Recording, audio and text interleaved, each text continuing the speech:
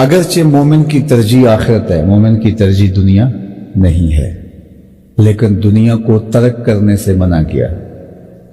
دوسرے لفظوں میں، سادہ لفظوں میں یہ آپ کہہ سکتے ہیں کہ دنیا کو ترک کرنے سے بھی روکا ہے اور دنیا میں غرق ہونے سے بھی روکا ہے، نہ ترک دنیا اور نہ غرق دنیا۔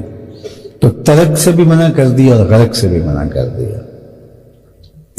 میں اس کے لیے آپ کے سامنے حضور علیہ السلام کا ایک فرمان رکھنا چاہتا ہوں کہ آقا کریم علیہ السلام ایک دن ایک صحابی کو دیکھا، وہ سخت کمزور تھے، بلکہ حدیث پاک میں اس کی کمزوری کو بیان کرنے کے لیے جو لفظ استعمال کیا گیا وہ یہ ہے کہ چوزے کی طرح کمزور تھے، مطلب بہت کمزور تھے۔ تو جب اس کو حضور علیہ السلام نے دیکھا تو فرمایا کہ تو نے یہ کیا حالت بنا رکھی ہے، تو نے اللہ سے کوئی دعا تو نہیں مانگی تھی؟ اس نے کہا جی میں نے اللہ سے ایک دعا مانگی تھی اور شاید وہ پوری ہو گئی۔ کیا دعا مانگی تھی؟ اس نے کہا میں نے یہ دعا مانگی تھی کہ اللہ آخرت کے حصے کے دکھ بھی دنیا میں بھیج دے اور میری آخرت صاف ہو جائے۔ تو شاید وہ دعا قبول ہو گئی اور مجھے طرح طرح کے مسائب، آلام، پریشانیاں، بیماریاں، دکھ، اذیتیں، اپنوں اور بیگانوں کی طرف سے پہنچائی جانے والی تکلیفیں انہوں نے توڑ کے رکھ دیا، اور میری وہ حالت ہے جو آپ دیکھ رہے ہیں۔ تو بظاہر تو اس نے اپنی آخرت بچا لی اور دنیا جیسے تیسے بھی گزر جائے گی، لیکن حضور علیہ السلام نے اس بات پر اس کو داد و تحسین سے نہیں نوازا، بلکہ اسے فرمایا کہ تو نے یہ کیوں کہا کہ آخرت کے حصے کے دکھ دنیا پہ آ جائیں؟ تو نے یہ کیوں نہیں کہا ربنا آتنا فی الدنیا حسنۃ وفی الآخرۃ حسنہ؟ اے اللہ مجھے دنیا میں بھی بہتریاں دے دے، مجھے آخرت میں بھی بہتریاں دے دے۔ تو اس دنیا میں ہم لوگ ذلیل ہونے کے لیے نہیں آئے، اور آخرت کی ذلت بھی گوارا ہم نہیں کر پاتے، تو پھر ایک ایسی متوازن زندگی ہمیں گزارنی چاہیے جس سے یہ دنیا بھی اچھی ہو اور وہ دنیا بھی اچھی ہو۔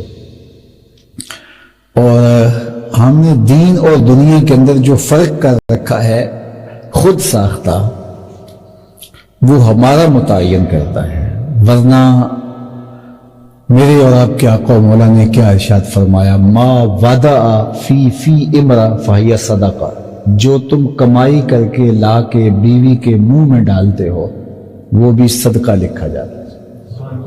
جو تم رزق کماتے ہو اور اس سے اپنے بچوں کی ضرورتیں پوری کرتے ہو وہ بھی صدقہ لکھا جاتا ہے۔ بلکہ کاشتکار، زمیندار جب کھیتی بوتا ہے اور یا باغ لگاتا ہے تو باغوں میں پھل آتے ہیں، یا جو ہے وہ سرسبز کھیتی کے اوپر خوشے پھوٹتے ہیں، تو جانور آ کر کے اس سے، چڑیاں آ کے چگ لیتی ہیں، اپنی خوراک پوری کر دیتی ہیں باغ سے، اس کی فصل سے۔ تو وہ جو چڑیاں چگ گئیں، تھوڑا تھوڑا اپنا حصہ کسان کے کھاتے میں صدقہ لکھ دیا جاتا ہے۔ تو ہمارا دین ہمیں دنیا سے نہیں، دنیا کیا ہے تو میں سمجھتا ہوں کہ رومی علیہ الرحمہ نے 2 لفظوں میں بیان کر دیا، چیز دنیا۔ پہلے ایک سوال کھڑا کیا، چیز دنیا، دنیا کیا ہے؟ از خدا غافل بدن، خدا سے غافل ہونے کا نام ہے۔ اگر میں یہاں بیٹھا ہوں، اس سے بہتر نوکری کیا ہو سکتی ہے جو اللہ نے مجھے دی؟